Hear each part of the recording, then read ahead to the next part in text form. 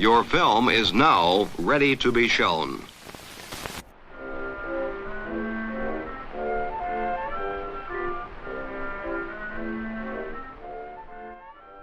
Good morning. I'm Justin Hendrix, editor of Tech Policy Press, a nonprofit media and community venture intended to provoke new ideas, debate, and discussion at the intersection of technology and democracy. Recently, I caught up with Gus Hurwitz, a professor of law at the University of Nebraska and the director of the Governance and Technology Center. He's also the director of law and economics programs at the International Center for Law and Economics, a Portland-based think tank that focuses on antitrust and economics policy issues.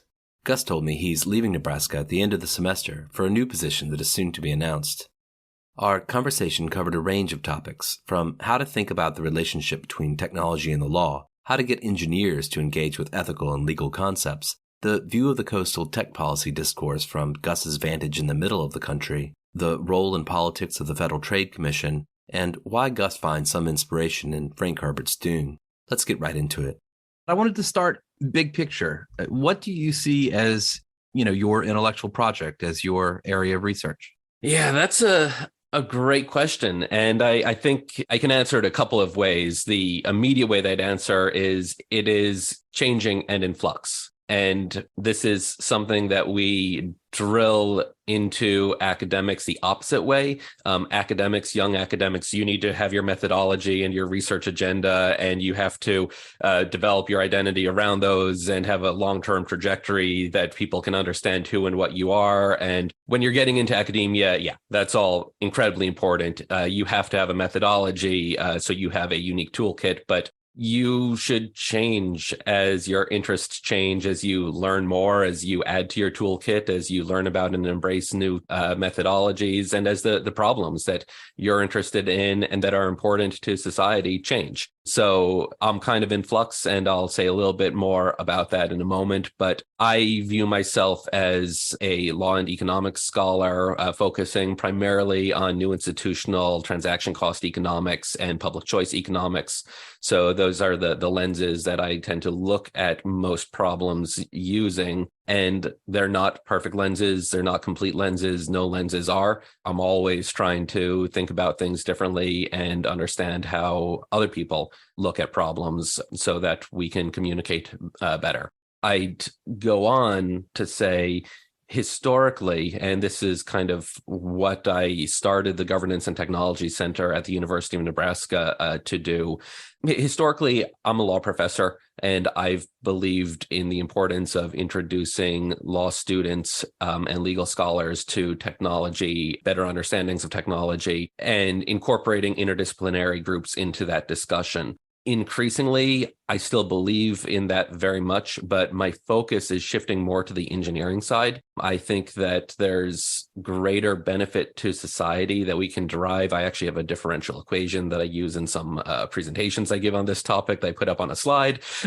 The benefits to society from giving engineers a incremental bit of knowledge about how law and politics works significantly outweighs the benefits to society from giving lawyers and law students an incremental bit more knowledge about how technology works. So that's kind of my locus right now. I want to teach more people, especially the people who are building the world of today and world of tomorrow, more knowledge about how law, society, policy, politics works. What do you think that engineering students are missing right now, or that engineers are missing right now about policy and the law? I am also engaged in that project. I work with computer science and engineering and information science students teaching at NYU and lately also at Cornell Tech, and see great benefit in trying to raise some of the greater ethical policy and legal problems that we face. I'd start by saying it's the low-hanging fruit. It isn't the really complex stuff. Every discipline has its how we think about the world. Every discipline, you could go to any grad school and talk about what's the first year curriculum like? What are you trying to do? And the faculty will tell you, oh, we're trying to train the students to think like a lawyer, to think like a doctor, to think like an economist, to think like an engineer, to think like someone in business. And that's the high output, the high value, low hanging fruit sort of concepts. So introducing those ideas and demystifying them. Lawyers and law and policy very frequently are viewed antagonistically by lots of people in lots of fields. I think especially on the engineering side. So some demystification, and also there's a mythology about the law. And apologies to a lot of people with what I'm about to say, that it's hard and it's complicated and you need to be smart to be a great lawyer or legal thinker. And I actually think that the law is pretty simple. The basics of learning to think like a lawyer, this isn't revolutionary stuff. It's foundational concepts, counterintuitive concepts that you need to be introduced to. And in order to do it well, you need to be indoctrinated to it and you need to practice it. And it's like any skill set, it takes practice. And when you're trying to or starting to see the world differently, it takes a long time before you start to really consistently have those glasses on or remove other glasses and see with the eyes of a lawyer. But learning the basics needed to understand what lawyers, what politicians, what the political process is doing, why lawyers think about the world so differently, or why politicians keep making the same stupid decisions, or all of that stuff. There's some pretty low-hanging fruit sort of stuff that can really increase your ability to engage with the other disciplines and can change how you approach your own worldview. Now, there's something else going on with engineers, and Justin, I'd love to hear your take on this. Every now and then when I'm talking to folks, I'll usually get folks agreeing, yeah, that makes sense, or that's my experience too. But every now and then folks will push back on this. Engineers tend to view the world as a built world, systems as things that we design that operate according to some set of instructions. And that's not necessarily the natural world that we're talking about. But when we're talking about things that humans imagine they can design, that there's some logic behind them. And our legal system is something that we've designed. We have a written constitution. It's got rules. It's got enforcement mechanisms. We've got statutes. We've got regulations. And when you start a job or you buy a house or a car, there's a contract. This is a set of specifications that you've laid out on four corners of paper. This should make sense and be logically consistent and coherent. And lawyers will immediately tell you, oh, no way. That's not what the law is. That's not how it works. Most people generally think that there is some logic and some rigorous set of specificity that you can find in statutes. Engineers in particular tend to view the law kind of as code, as outlining this is how the system should work. It should be logical. It should make sense. I should be able to open the regulation, the statute book, and get specifications for what I need to do in order for whatever I'm designing to be good, at least legally speaking, and then we're good. And it turns out, A, the law can change, and B, there's a lot of ambiguity and flexibility in what things mean, what words mean, how we interpret those words, how those words have been previously interpreted by courts that might not make any sense, statutes that still have statutory text on the books, but that courts have found to be unconstitutional. We just leave the text dangling around there because everyone knows, read that as every lawyer who follows that area of the law knows, the court said that this text is unenforceable and the legislature just hasn't taken the time to change the language to remove it. So getting engineers to see that little bit is really powerful. Sometimes we talk about techno-solutionism as being a part of this phenomenon that you're describing, the thought that, we can build something in order to fix something that we built before. And sometimes that's not the case. Sometimes, it's better to build nothing or to perhaps undo the thing that we built. And that is a hard thing sometimes to communicate in an engineering context. Yeah. And one of the things I've been thinking about a fair bit lately, this has to do with some courses that I've been thinking about developing, is the absolute uselessness of everyone's favorite problem, the trolley problem. And I don't mean to throw the trolley problem under the bus or under the trolley, because I actually think that it's really useful.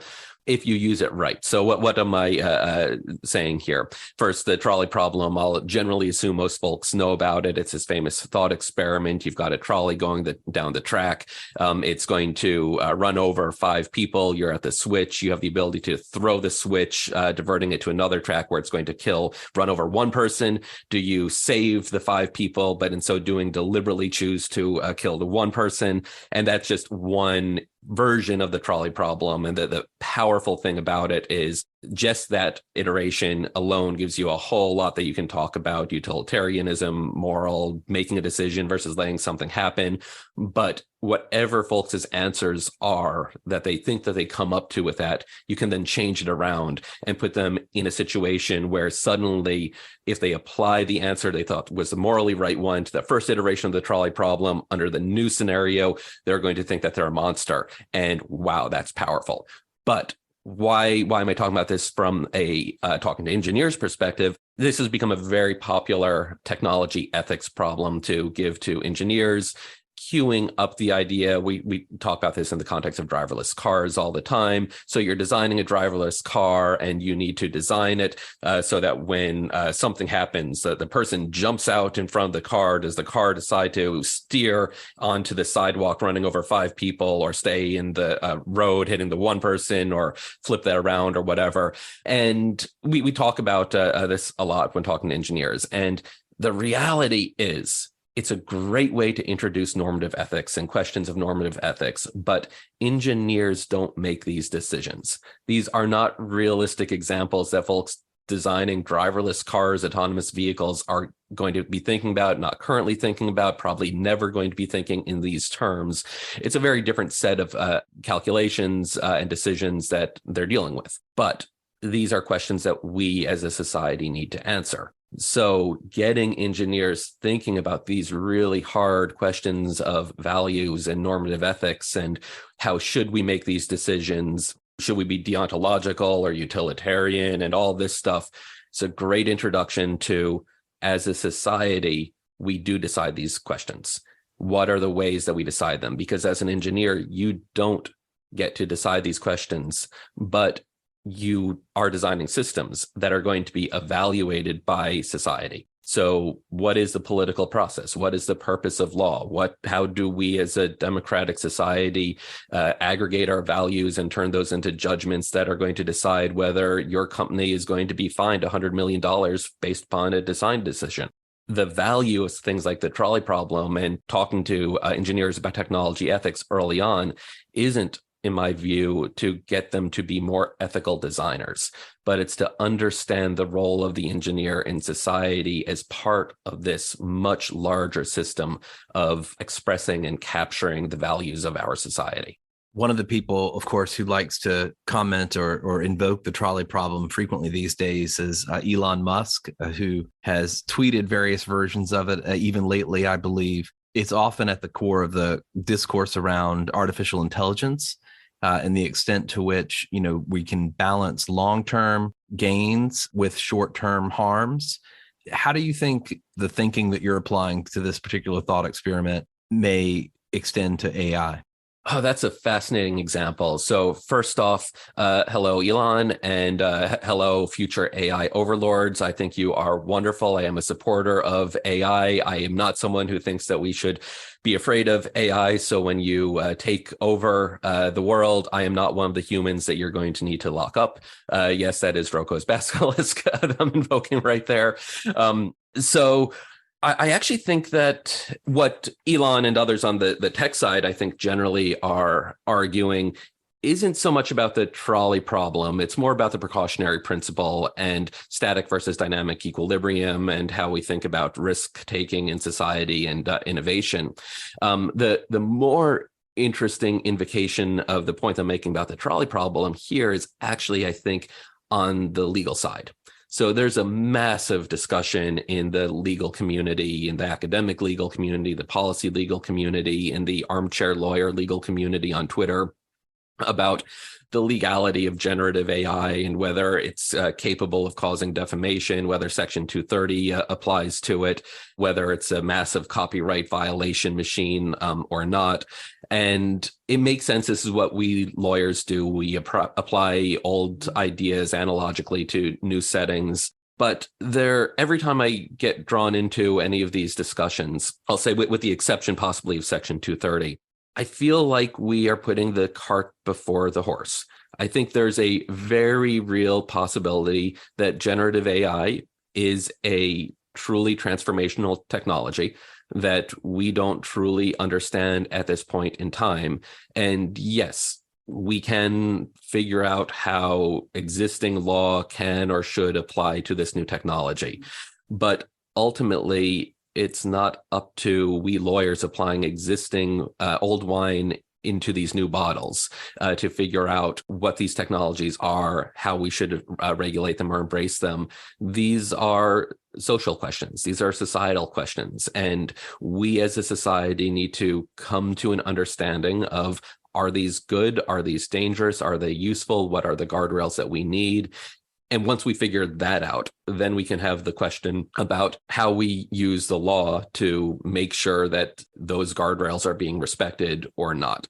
As lawyers applying existing law, I think that we are chasing the tail in a pretty non-productive sort of way. It's intellectually fun and curious. Now, for the engineers designing these technologies, they should be aware, hey, if we design these in ways that society isn't comfortable with, society is going to outlaw them, or they're going to impose rules that are going to restrict their use and make them unuseful or non-functional or whatever.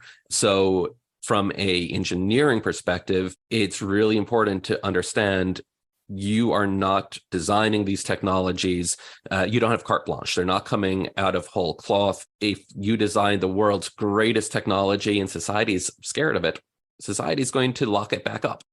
To some extent, the tech firms, they also have their lawyers, right, who are in some ways serving the interests of the overall commercial interests of the company, and perhaps could be considered to be serving the interests in some cases of the engineers who want to propagate certain systems. So they, I suppose, also do a bit of shoehorning into old laws where it benefits them. Yes, and I'd say the role of in-house counsel or any lawyers working for industry is fascinating and somewhat different. So their first interest is going to be understanding what current laws apply to what we're doing. And that's kind of the lowercase L lawyering that they need to do. If you design a technology that defamation law is going to apply to, and it produces text that is harmful to the reputation of someone and could amount to defamation, you need to know that, because that is potential liability that you're going to face today. So understanding how existing law applies to these technologies is nuts and bolts lawyering. Now, the role of the lawyer is also bigger picture L, lawyering, advising, and should be thinking about, okay, whomever the CEO is, whomever the engineers are, let's sit down and talk about the future of this technology. And this is a dynamic equilibrium. The law can change, the law will change. This technology, how you approach it, how you communicate it, how people perceive it, how its early applications play out, that is all going to affect how the future law is going to constrain or empower this technology. Bear with me as I try to phrase this question, but one of the things I've been thinking about a lot and talking with my students about on some level is that we're at a place where, especially with social media and some other kind of related digital communications technologies, we're beginning to see a lot of science pile up that may give us pause about the effect of some of these technologies on, a variety of aspects of human experience, from our politics to kids' mental health. Some of that evidence that's brought from science, some of that empirical observation is being brought into courts now, serving as the basis for various challenges to the practices of large technology firms. And sometimes those challenges are kind of at odds with some of the principles that these technology firms may have set out with or started out with. Is that part of your thinking that as we go forward now, we're at a kind of new phase where there's both a sort of technological set of progress that's happening, but also a kind of observational progress that's happening in society where we're able to, in a more fine-grained way, observe, describe, and provide an evidentiary basis for some of the social problems that they create? Yeah, so there's so much there, and unsurprisingly, no easy answers. We are at some level in a new phase of society. We're now some sort of interconnected brain of humanity. We're operating at a scale that we've never operated at before, which is to say, go back 50 years and the United States was 50 states, and the United States was one country among many countries. Even in the post-World War II era, we had the two global superpowers, but we didn't have this NATO bloc of the West versus the East. Nowadays, we are, as a country, the role of the states is much more attenuated. And I'm not just talking politically, I'm talking individuals are much less likely to think, oh, I'm a Virginian, I'm a Pennsylvanian, I'm a Nebraskan. We live in the United States, we're American, and our economy, our polity, our democracies, our discussions, our political discourse, they share a whole lot of commonalities and effects. So as a society, we've just not operated at scale in the way that historically we have. And that's, from a legal and policy perspective, really damn scary, because the laboratory of the states, the ability for one country to do one thing because it just has different values and still participate in a global economy, that's really important. And we don't have that nearly so much today as we did 50 years ago. So that's one area of change. Now, technologies are so frequently dual use and have good and bad, and it's really hard, usually impossible, to just get the good without the bad. So there is, I think, plenty of evidence that social media technologies in particular aren't great for kids. And they're changing both socially and cognitively how we develop as humans in really scary ways. They're not the only technology to have done that. Certainly, there are lots of things out there that we don't let kids participate in for a range of reasons, some good, some bad. Sometimes different countries, different societies have different values around them. I'm thinking, for instance, alcohol, very different alcohol cultures in different countries around the world with very different effects. At the same time, I also need to put on my libertarian street cred hat here and just say that these technologies, as much as they can be dangerous, they also can be hugely beneficial for so many children and so many disadvantaged and marginalized groups. And figuring out the magnitudes of those effects and how they're affecting society, really important. And also, you go back 10 years, 50 years, 100 years, every new technology, there has been a technology scare around, very frequently focusing on how it's going to affect the kids. So that's fascinating. You alluded to, and I'll just mention, there are now, I think, 3 different lawsuits around the country that are all styled as public nuisance suits, challenging social media companies, basically saying, hey, social media companies, we're a school system. Your technology has had these effects on children that we as the school system are now needing to bear the cost of. This is being effectively treated as similar to the opioid epidemic. And in fact, these suits are based upon recent precedents or recent cases that have held successful public nuisance claims against the opioid manufacturers. So really, really complicated stuff there. My big picture galaxy brain view of this is equilibria change. And as a society, again, we need to figure this stuff out. And maybe the answer, I personally don't like this answer, I don't think it's a good answer, is to ban these technologies, for children, to ban them in certain social settings, perhaps in schools, no phones in schools or something like that. Perhaps the answer is greater education, perhaps more parental involvement and control over the technologies that their kids use. Who knows? We are in the midst of a lot of discussion about public education in this country. School choice movements, especially post-pandemic, are getting more traction without saying anything about the merits of those. If we end up 5 years from now in a world where some states have a much reduced role of large-scale public school systems, hey, that's a fascinating natural experiment. Maybe in those environments, the effects of these technologies on kids will be greatly diminished. And that would tell us something about these technologies, but also about the overall macro structure of how we educate children and the role of education in society. And boy, oh boy, that is 20, 30, 40-year generational scale thinking. One of the things I think about is this issue of magnitudes, how to tell what one harm is versus another, the degree to which we should be concerned about one issue versus another.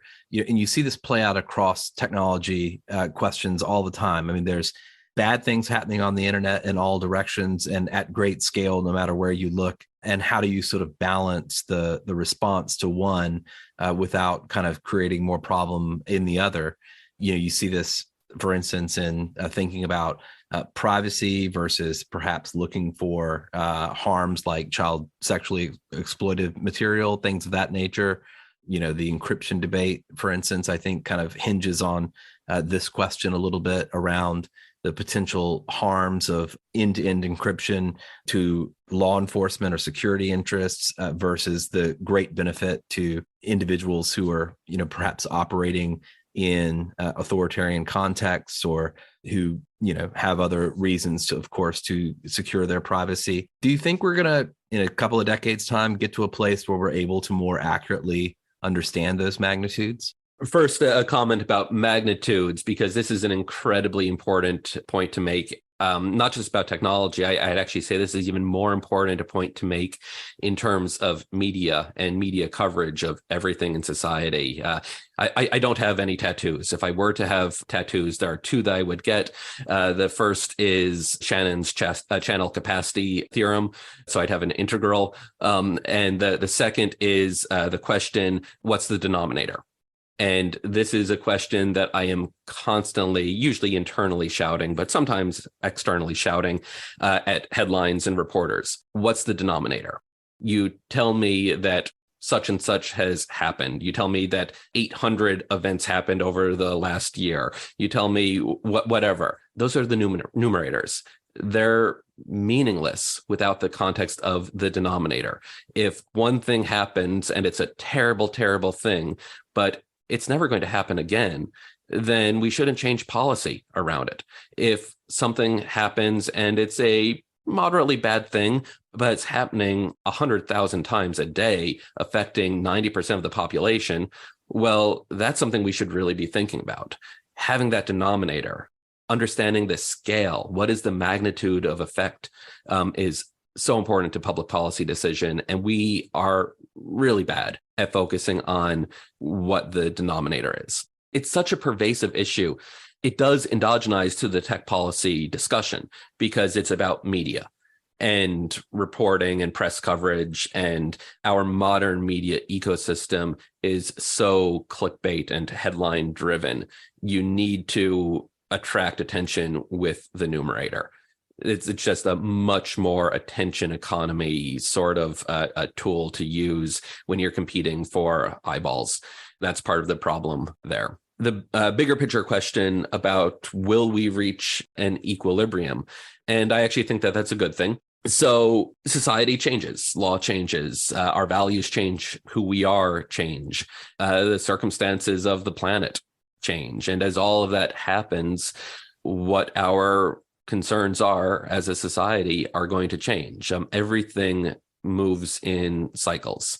Our polity here in the United States and most of the world is largely a dialectic, dynamic equilibrium between more progressive values and more conservative values. And that's good because where the right answer is probably always going to be shifting a little bit.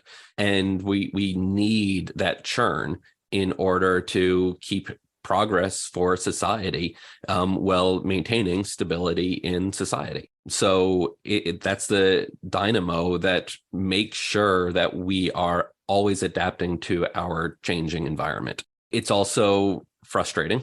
It's also concerning, especially in that media environment where media is competing for attention. There's always conflict. If we're always in a time of change, always in dynamic equilibrium, wow, there's always opportunity to say one side is bad. One side is taking us in the right direction, but one side is taking us in the wrong direction.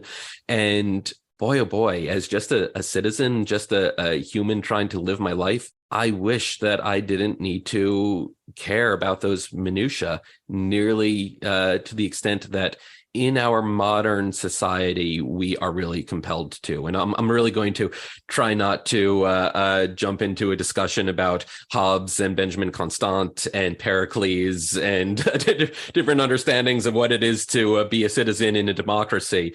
But there's always this tension. Too much democracy doesn't allow us to live. Too little doesn't allow us to live either. It makes it hard to just be a person. I want to ask you a little bit about just your vantage point. You've been in Nebraska for some years now. You have a perspective perhaps that is different from that of some of your colleagues that are on the West or the East Coasts. What has being there in the interior of the country taught you about tech policy debates? Really interesting question. I would describe much of the debate, the non-coastal debate, as some might phrase it, as high beta, high variability. My time in Nebraska, I would say folks here, folks in state and local government, folks on the ground trying to solve problems, they generally are very sophisticated. They understand problems, and especially when we're talking about things like rural broadband, internet access, they understand things a whole lot better than most folks I talk to in DC.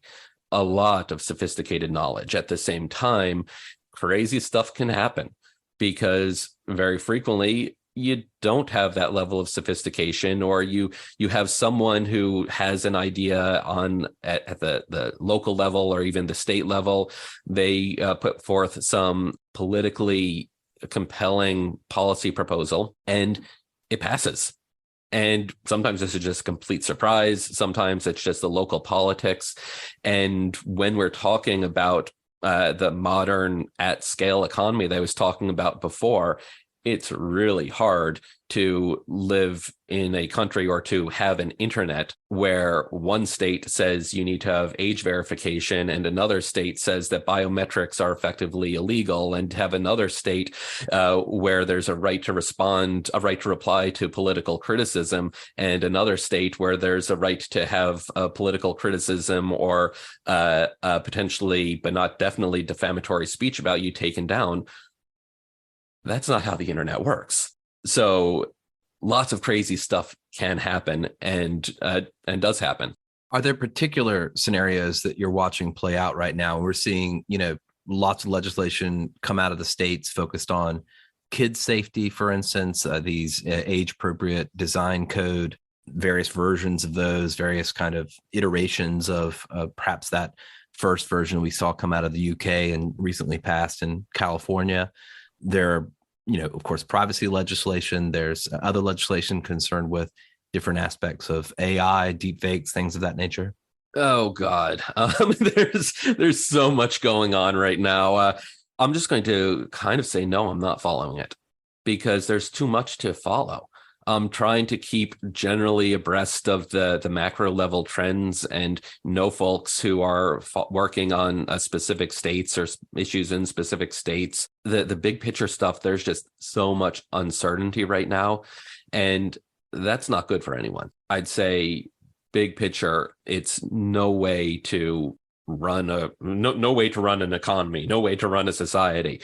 Now, it's a blip, I think. We are at a particularly chaotic time more for political reasons, I think, than for technological ones, as we are trying to figure out the social meaning of many of these technologies. And as we're coming into what's going to be another contentious election cycle, there's just a lot of ideas out there. And ultimately, that's good. If states do start passing laws that are truly problematic for the operation of the internet, hey, that might get Congress to do some stuff, because that can all be preempted. At the same time, Congress is doing plenty of its, or thinking about plenty of its own things. I'll say I don't expect anything on the tech front to happen in Congress this year.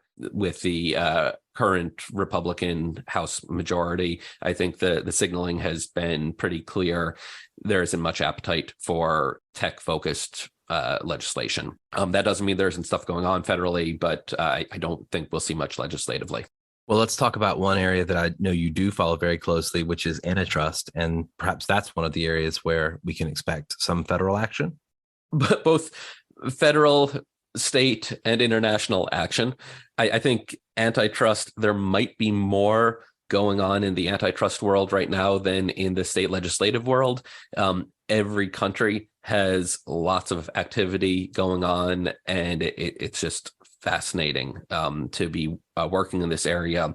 At the federal level, the big dynamic, I think, to be watching right now is the Federal Trade Commission versus Congress. So the Federal Trade Commission is doing a lot of activity. They have non-compete rulemaking in progress. They still have the commercial surveillance privacy advance notice of proposed rulemaking. They have various RFIs about technology antitrust related issues.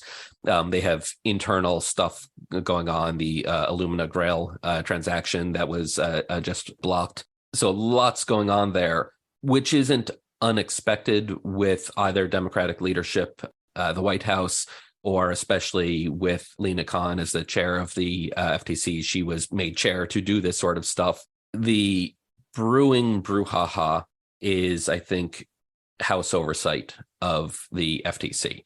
So about 2 months ago, I guess, Congress put in a request for the FTC to provide a bunch of documents and share information about their current activities. And historically, the FTC has complied with those sort of requests. They didn't this time. And Jim Jordan just suggested the other day that subpoenas might be coming the way of the FTC if the FTC doesn't respond to these materials by next week. House oversight could be very painful for the Federal Trade Commission when Congress decides, when the House decides that it wants to slow down an agency. It makes life very, very difficult for everyone at that agency, and it sucks all the energy out of the agency, both psychically, but also just in terms of time and resources that they have to do what they want to be doing. And what's your assessment of Lina Khan's FTC? I mean, I think, you know, a fair-minded person would look at the scenario and say it's embattled. Embattled is definitely a word for it. I mean, I'm not going to lose any friends at the FTC by calling it a train wreck, because they already know that I think it's a train wreck. I'd actually start by saying it's sad. The FTC, for as long as I have been a lawyer, and going back a generation previously, basically has been one of the most functional, bipartisan, good place to work agencies in the federal government. It was an agency that was built on consensus and got things done. And it's not that anymore. A few things that you could say. I'd say big picture stuff to be watching with the FTC outside of specific cases or specific matters or initiatives that the agency has on its docket. The commission should be really worried about losing substantive legal authority and also losing reputational legitimacy before the courts. And there are a few ways that this could happen. First, we have the House oversight. It is possible if the FTC overreaches that there could be legislation put in place that restricts agency activity. I think that that's pretty unlikely. One of Chair Khan's basic points, and I'm actually somewhat sympathetic to this, is that the antitrust agencies, FTC and DOJ, don't litigate enough. And as a result, there isn't much case law out there involving antitrust. So there's a lot of folk knowledge, folk understanding within the antitrust bar about what is and isn't anti-competitive, what the antitrust laws actually mean. So I think that there's a lot of value to litigating more cases. Chair Khan's approach to this is, let's bring big cases. And I think that she's going to lose big cases, and that's going to be a big judicial check on agency authority. If you want to shape precedent, you want to be winning cases, not losing cases, unless the goal is to lose politically valuable cases that you can then go to Congress and say, hey, Congress, the courts just said that antitrust law doesn't cover this. Obviously, it should. You should pass a law. I don't think that, that those laws will be passed.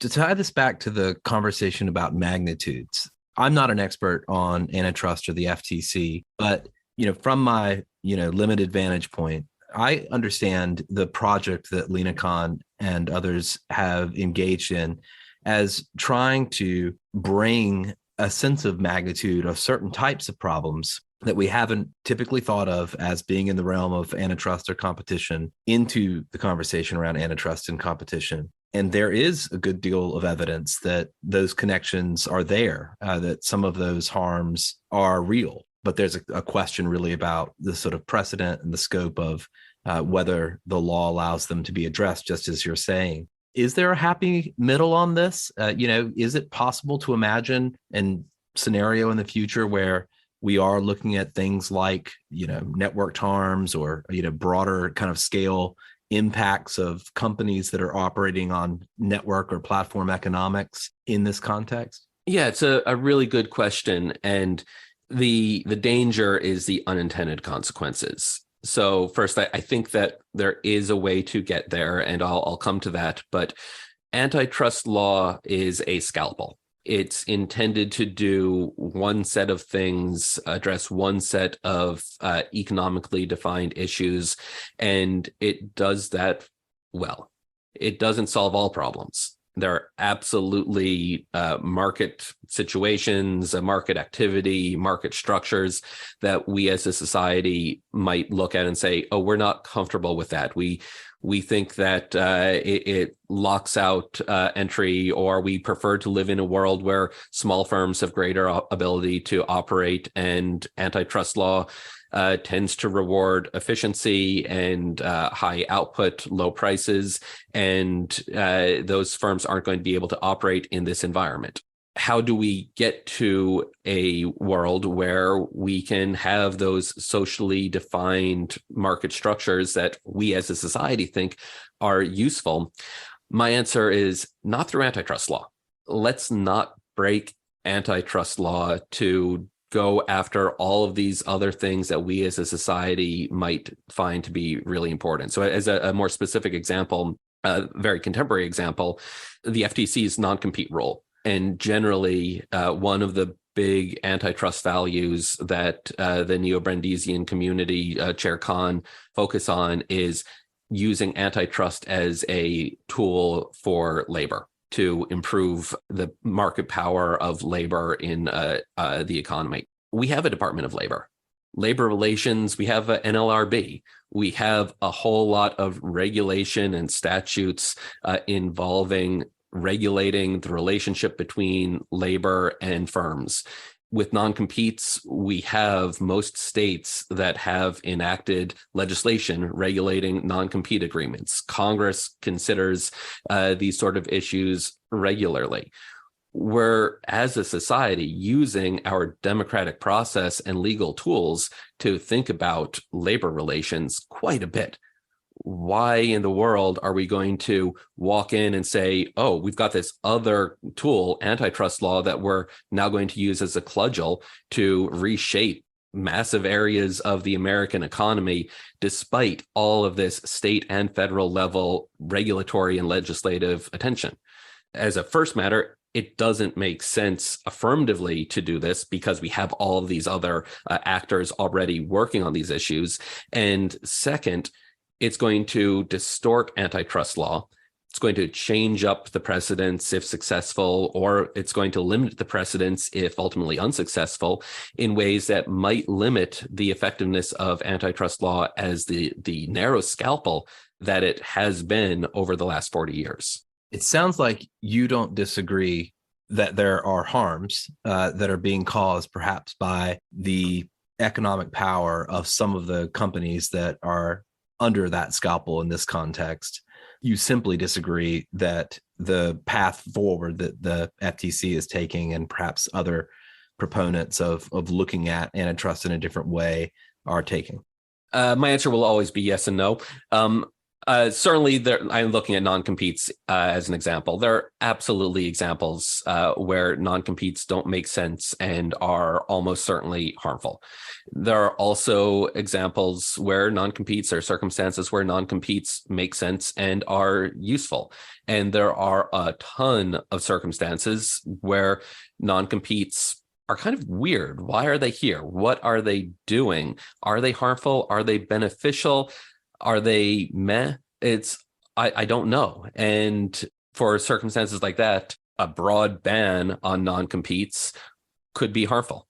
An attempt to broadly ban non-competes that results in the FTC, either through Congress or through the courts, being told you don't have legal authority to touch this area of economic activity, that could also be harmful because it could limit the FTC's ability in the future to bring a narrower case addressing specific actions relating to these concerns. We've been through a lot. How do we kind of like sum this up for the listener? Bring it back perhaps to your worldview.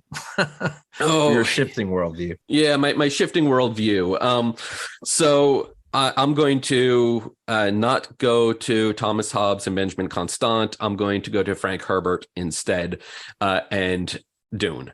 So there are two things that I would invoke from Dune.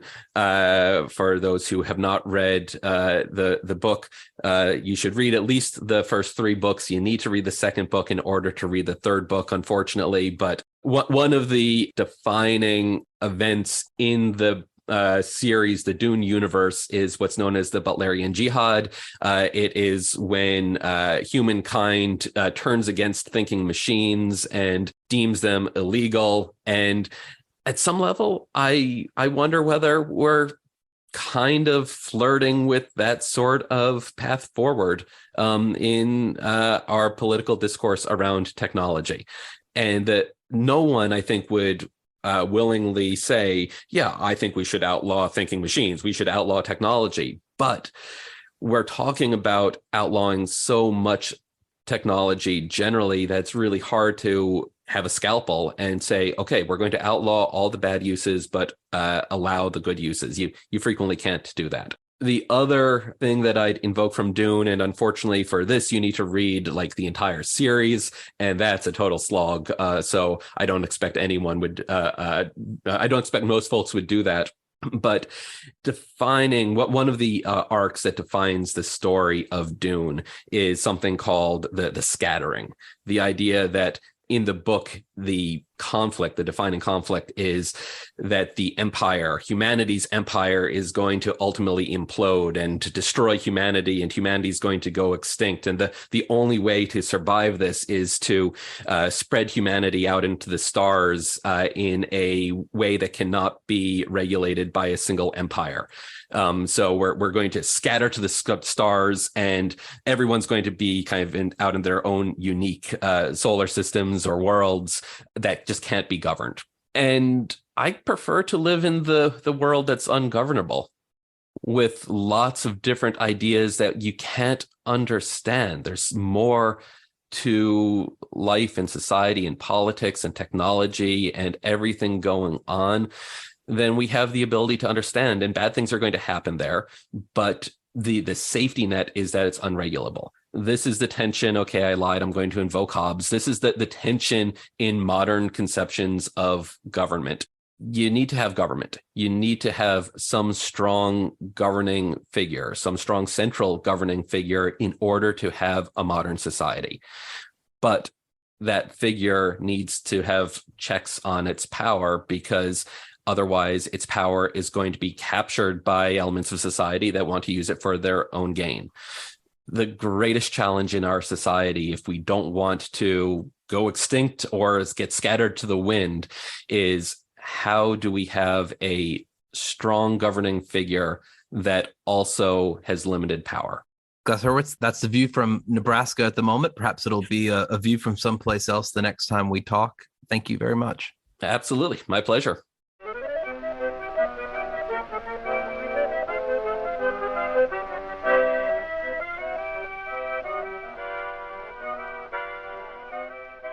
That's it for this episode. I hope you'll send your feedback. You can write to me at justin@techpolicy.press or find us on Twitter @techpolicypress. Thanks to my guest.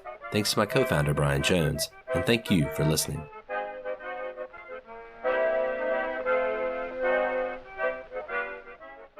Tech Policy Press.